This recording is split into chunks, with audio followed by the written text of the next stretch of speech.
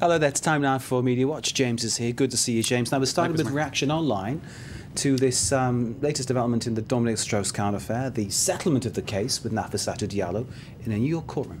That's right. It is the story predominating French social media this evening, Mark. If you take a look on the computer, Affaire du Sofitel, the Sofitel scandal, the end of the poursuite contre DSK, or the charges against DSK. Now, lots of photos being posted on social media by the huge French press corps present at the Bronx, or the courtroom there in the Bronx. You can see there that was preparing for Nafissatou Diallo's speech. She kept it very, very short indeed, or her people did. And that was the scrum on the announcement that she was coming out of the newsroom. So you can see the extent to which this was just a massive media story for 18 months. And indeed, I think...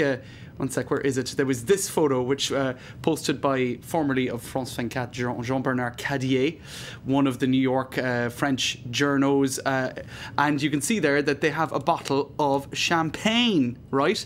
And this is the French journalists celebrating the end of the DSK saga, which I think a lot, that's Jean-Bernard Cadier there, formerly of France 24. That is Jean-Bernard. I reckon there's about 5 other people there as well, which is and I think our own Nathan King is in there too. Yeah. So look, they're happy that this story is over, because I think it got a wee bit repetitive. Well, I mean, if it hadn't been for this story, Dominique Strauss-Kahn today would be president of France. That's true. He was at the time this broke, head of the IMF. He was the preferred candidate for the Socialists to be their contender to take on Sarkozy, and he was well in the lead in the polls, wasn't he? So this broke him in every way. Some say he deserved it.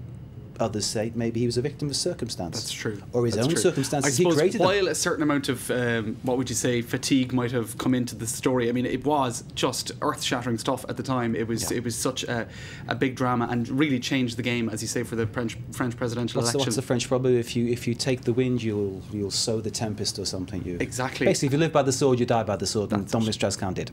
Well, that's it. It's a very different situation nowadays. If we take a look at some more tweets, Mark, this one I think sums it up pretty nicely. The end. It's almost like the curtain coming down on that whole saga, and a lot of other tweets saying something similar. Fin du feuilleton, the end of the drama, so to speak. Now, a lot of people wondering where DSK was during all of this.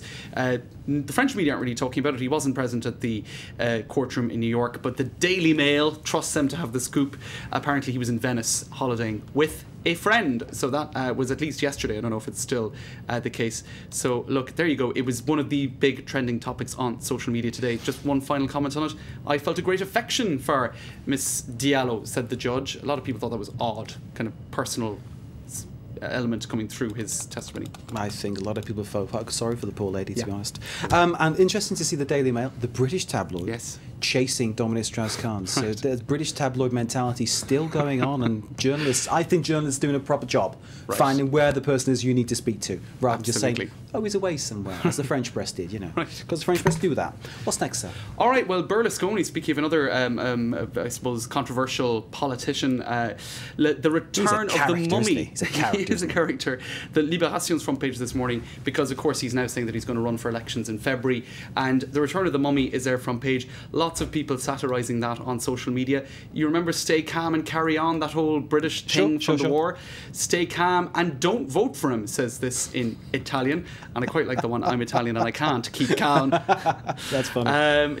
This smonte means dismantled in Italian. So there you have Berlusconi dismantling. And here you have a Berlusconi pizza. This is a reference actually to Dante's Inferno and the 9 circles of hell. And I suppose they're saying, classical on me.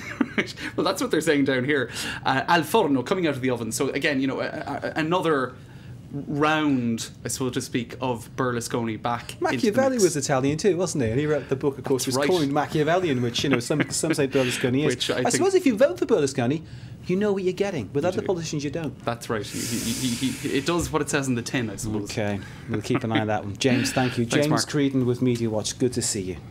Stay with us. We're back with a full news roundup, some sport and some culture. This is live from Paris on France 24. So, I mean, if you do vote...